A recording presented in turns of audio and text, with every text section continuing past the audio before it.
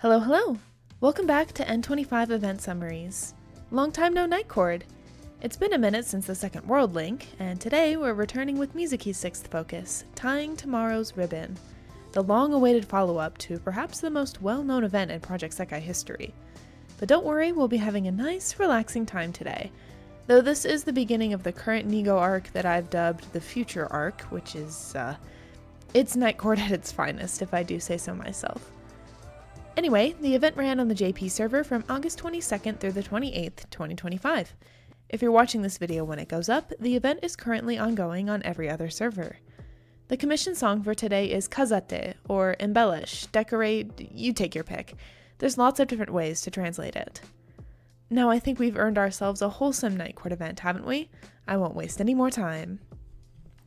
It's thankfully back to business as usual for night court after all the craziness of the past few events.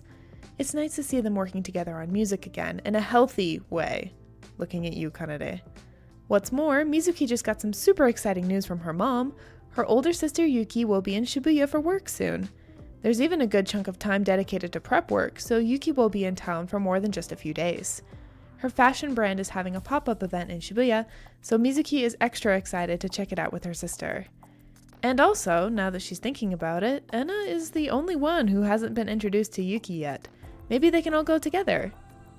Mizuki ends up going to school that day, even though it was already noon at this point, and finds Toya and Nene chatting in the hallway.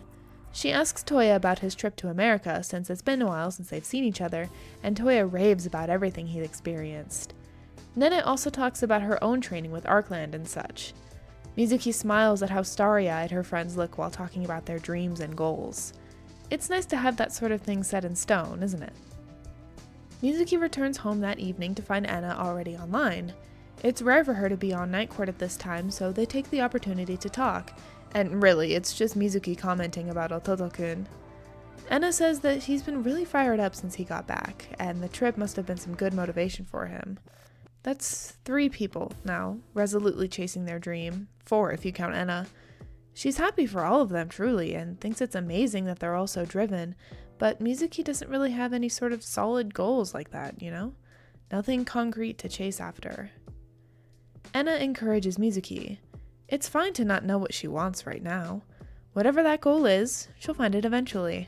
And when she does, Enna knows they'll excel, because Mizuki is just like that. She's so adaptable and able to handle any sort of challenge. After dropping that bit of sappiness, Enna has to leave for school, so Mizuki gets to reel in the face of Enna's unabashed praise. Is there truly something she wants to do? Well, they like fashion designing and making songs with Nigo, but if there's someone she wants to be like, well...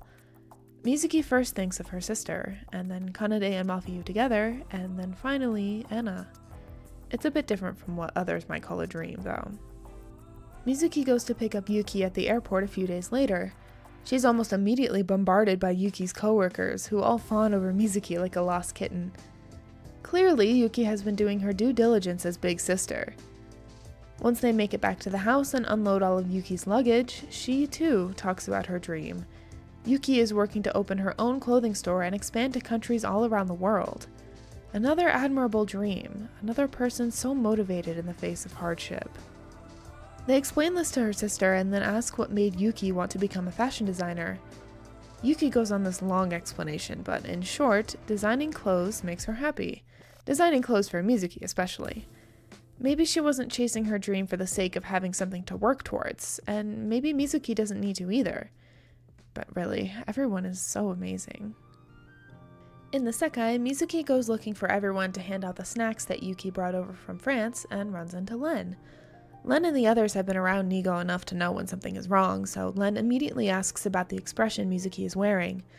And since the inverse is also true, Mizuki doesn't beat around the bush and the obligatory Sekai therapy session begins. The only thing of note here is that when asked to put everything into words, Mizuki says that she wants to become a person who protects the dreams and feelings of others. There's some more encouraging and sappiness from the two of them before Enna makes her way over and steers the conversation elsewhere. Oh, and the 3 of them get a head start on the sweets Yuki brought them, since the others are taking forever. Mizuki also officially invites Enna and Len to go with her to Yuki's pop-up store, hopefully alongside Kanade and Mafuyu as well. if they can drag Kanade away from her computer.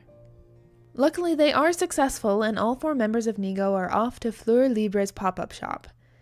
Yuki is busy when they arrive, so Mizuki starts flitting around the store, already looking for outfits to play dress-up with her friends. She bumps into a sad-looking woman on accident, and watches her mumble to herself and then walk away, downcast. But then Yuki appears and basically tackles Enna once introductions are out of the way. She's heard a lot about Enna from Mizuki, huh? Gee, I wonder why. Oh goodness, she even calls Enna Mizuki's precious friend. Anyone else hear those harmonious bells chiming? Yuki has to go check the inventory, and while looking around some more with the Vocaloids, Mizuki is drawn to a certain dress. They immediately recognize it as her sister's work. It even looks similar to the one Yuki made for her in the past. Again, they see that same sad-looking girl wandering the aisles close to them. Looks like they're both after the same dress. Mizuki tries to let the girl have a turn, but she deflects and says that it wouldn't suit her anyway. Mizuki's familiar with that sort of expression. Leave it to Yuki to save the day again. She wanders over and tells the girl that she designed this dress and hoped that it would call out to people who liked cute things, cough cough Mizuki, and that if the girl wants to, she should try it on. Again, after more and more back and forth, they finally get the girl to agree. She tries it on and trauma dumps about how she wasn't allowed to wear cute clothes growing up, and I don't think you need to hear more about a nameless NPC, so I will skip all of the small details. Just know that both Yuki and Mizuki are incredibly moved by the story. That night, Yuki gives Mizuki a dress that uses the one from the store earlier as a base, just with more embellishments that suit Mizuki in particular. They try it on right away, and then launch into another round of thank yous and you're so amazings and all that happy stuff. It's basically Mizuki coming to the realization that she wants to be just like her big sister, and seeing her in action today really helped solidify that. She wants to be the strength for other people, like how others have been supporting her all this time, and to be able to cherish who she is now, too. And that wraps things up for today.